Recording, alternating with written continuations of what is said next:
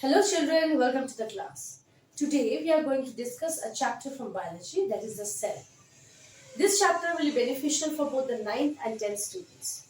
I hope you will like the video, share it and subscribe. So let's start with the chapter Cell, the structural unit of life. The structural and functional unit of life. We know that each and every body, whether it is a plant or an animal, or the smallest part is made up of the one of the most smallest part or smallest unit, that is the cell. It is a structural and functional unit of life. Now, how each and every body begins its life from a single cell, that is a zygote, whether it's a plant or an animal, and it keeps on multiplying. So these cells are so small that we cannot see them with our naked eyes. We can just see them or study them under the microscope. Now this microscope was developed first by Antony van Leeuwenhoek, the scientist who developed the simple microscope. After that, Robert Hooke, who discovered the compound microscope that made the cell organism much more clear. So here we will study about the cell, its various structures and functions. Now cells, the structural and functional unit of life of a body, each and every body, the cells are the structural and functional unit of life. Each and every body begins its life with a single cell. Now, we will study the cell theory. According to the cell theory, it is a structural and functional unit of life. It is all the functions that takes place in all living things are based on the cell, and all cells arise from the pre-existing cell. That is, they keeps on multiplying, regenerating. Sometimes the cells, dead cells, the cells die after some time, or they just wears off, and after that new cells generates, that they develop from the pre-existing cell. Now, the organ may be a single cell, one cell, that is a single cell. A body may be multiple cell, that may be a single cellular or a multicellular. Single cellular means we can say bacteria and amoeba, single cell organism like bacteria and amoeba. And multicellular organs like human beings, plants, and more developed. And each and every body is made up of like plants, humans, animals, those who have much more complicated cell organelles. And each and every body is made up of millions and millions of cells. Now, the smallest cell is of a bacteria. Now, about the structure, the size of the cell, we will study.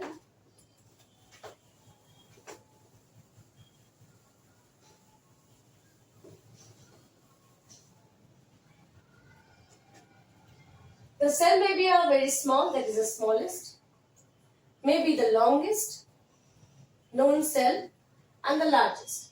The smallest known cell is that of the bacteria and the amoeba. Bacteria and amoeba. Longest cell is a nerve cell, and the largest cell is the egg of an ostrich. Now comes the various shapes of the cell.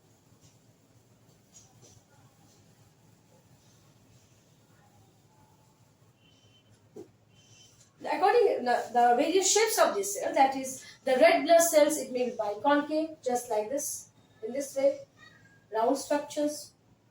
The nerve cell may be,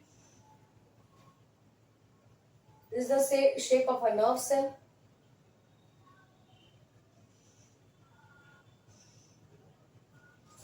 This is the amoebic cell, shape of amoeba, which does not have any regular shape, it's irregular in shape. So these are the various shapes of the cells that we can find in a body. Now we move on to the structure of the cell, the detailed structure of the cell. Now here, today we will draw a generalized cell of a plant and animal, and we'll see the difference in the structures that are present and we'll discuss them. So first we will draw an animal cell.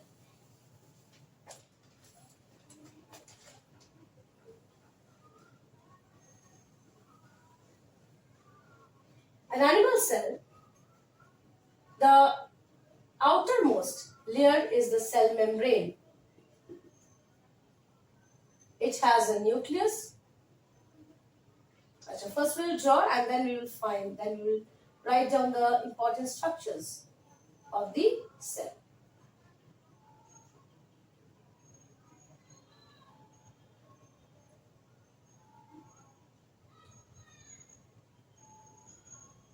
This is the rough diagram of a cell.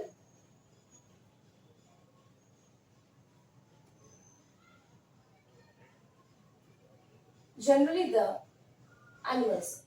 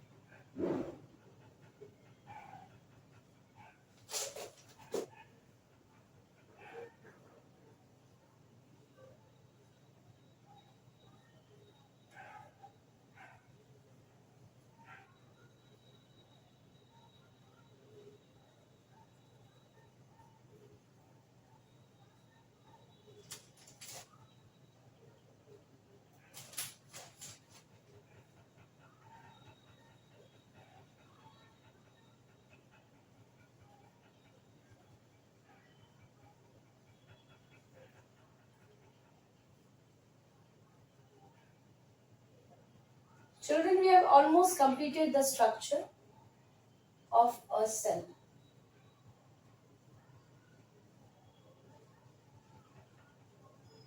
Now, in this structure of the cell, we see the outermost covering or outermost layer is the cell membrane. This is the living part of the cell. This is the living part of the cell. It's made up of lipoproteins. It has small pores and it has selective permeability. That means it does not allow all the substances to enter the cell body. Only those substances which are required by the cell or needed by the cell, that is allowed to permit to go inside. That is selective permeability. It has a selective permeability. Then comes the brain of the cell or the nucleus. It is present almost at the center of the cell. It is called the brain of the cell because it controls all the activities of the cell. All the cell organelles, their activities are controlled by this nucleus. So it is called the brain of the cell. Now it has a nucleolus.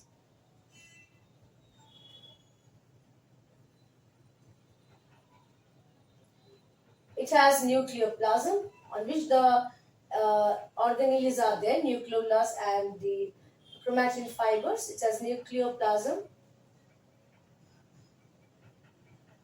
and it has chromatin fibers that carries the genetic materials. Chromatin fibers.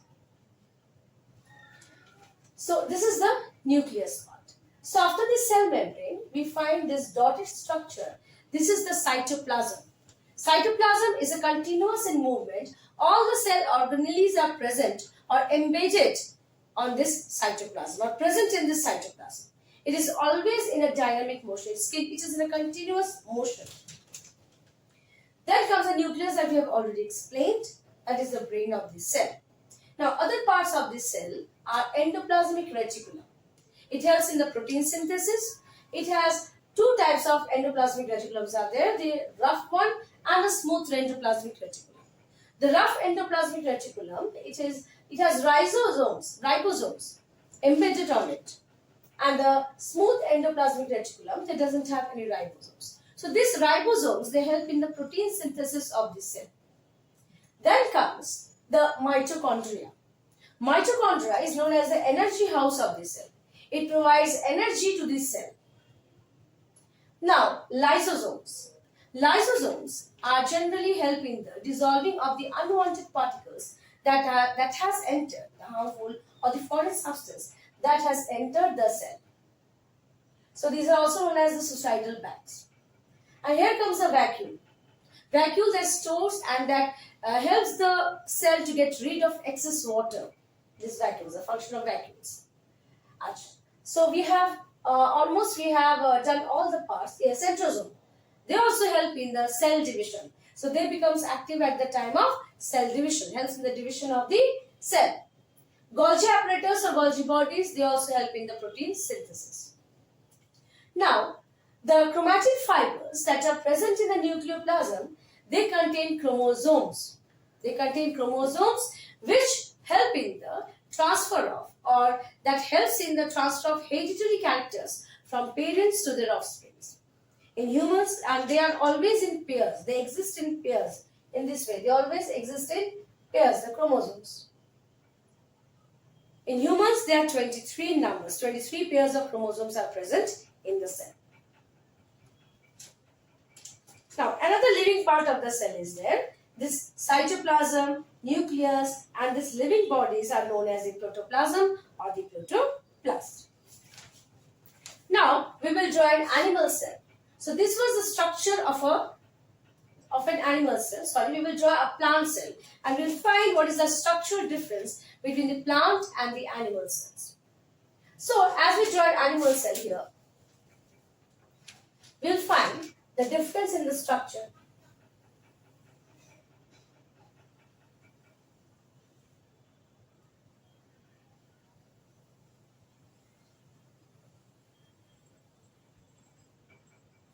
So, this is an animal cell.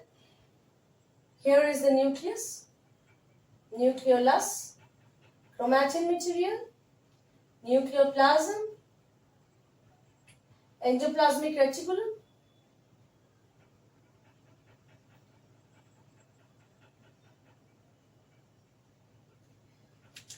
Golgi bodies, chloroplast. Then we have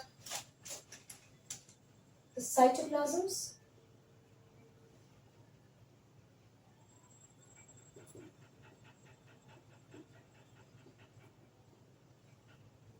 vacuoles,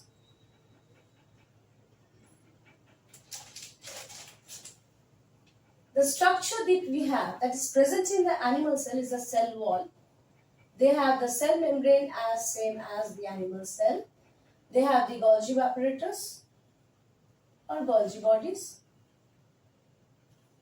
nucleus,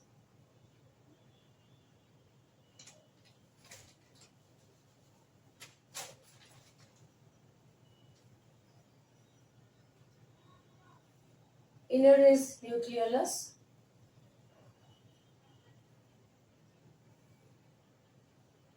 nucleoplasm, chromatin fibers,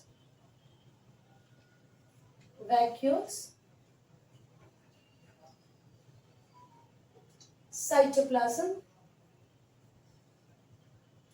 and plastids or chloroplasts. So, the difference that we find between the plant cell and the animal cell. Plant cell has cell wall. This cell wall is the non-living part of this cell.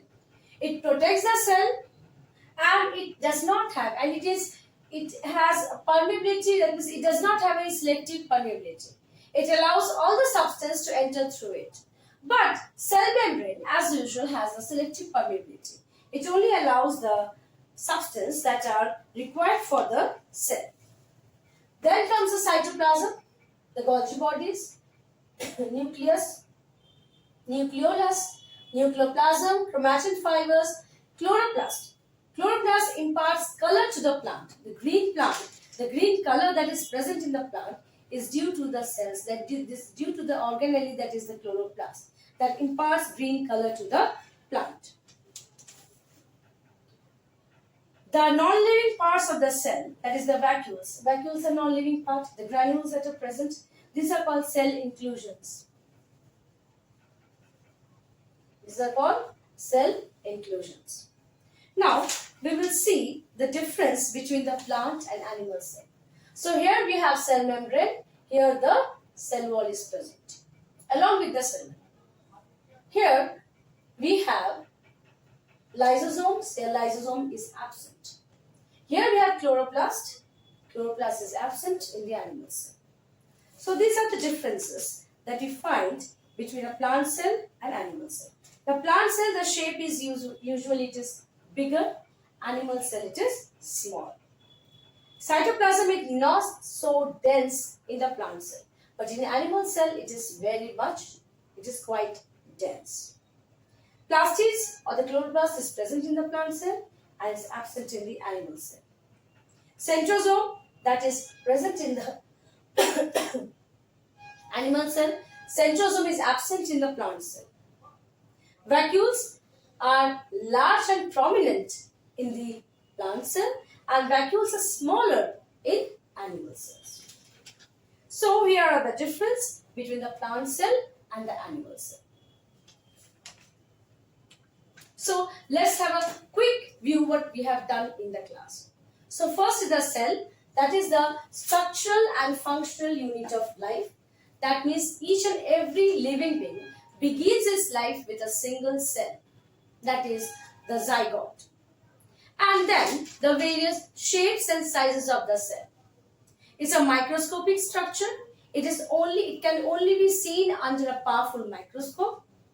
The first microscope was invented by Antony van Leeuwenhoek, and the compound microscope later on was invented by Robert Hooke, which made the cell organisms look more clear. And the microscope that today we use in lab in other places today is the modern is the modern electronic microscope. Is the modern microscope that we use. And then comes the structure of the cell. There are various shapes of the cell. It may be biconcave. It may be, it does not have any, like the amoebic cell, it does not have any proper shape. It may be the shape of it may be long, elongated like the cells of epithelium. It may be a structure of, just like a sleeper of the it may be different shapes may be there of the cell. Then comes the size of the cell. The smallest cell, that is a cell of a bacteria. The longest cell, the cell is of the nerve cell that is present in the human body. And the largest cell, that is the example, is an egg of an ostrich.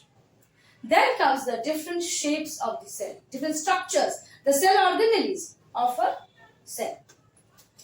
In this cell organelles, that is the animal cell and plant cell. In animal cell, we find the living structure, the cell membrane, that is made up of lipoproteins.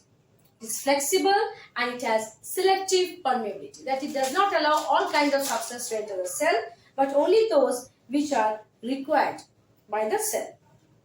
The cell wall is non-living, that is present only in the plant cell, and it does not have any selective permeability. It allows all the substance to enter the cell. And it is made up of cellulose. It gives a shape and rigidity to the cell that is present only in the plant cell.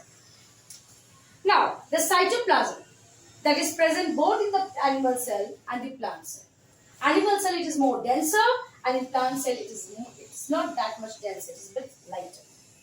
It's a semi-liquid substance, and many reactions, all the reactions takes place in this cytoplasm. And all the cell organelles like the mitochondria, lysosomes, vacuoles are all present in this cytoplasm. Then comes the nucleus. It is known as the brain of the cell because it controls the activity of the cell, the activity of the cell organisms. It is surrounded by a double layer. It's a double layer structure called the nuclear membrane, and it has with nuclear pores that it allows the substance to move in and out of the nucleus. And it is made up of, the ground material is a nucleoplasm on which it had the nucleolus.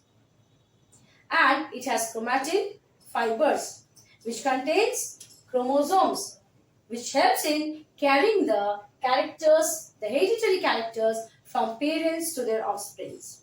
In human, we have 23 pairs of chromosomes. Now, cell together with this living organism, organelles are known as protoplasm.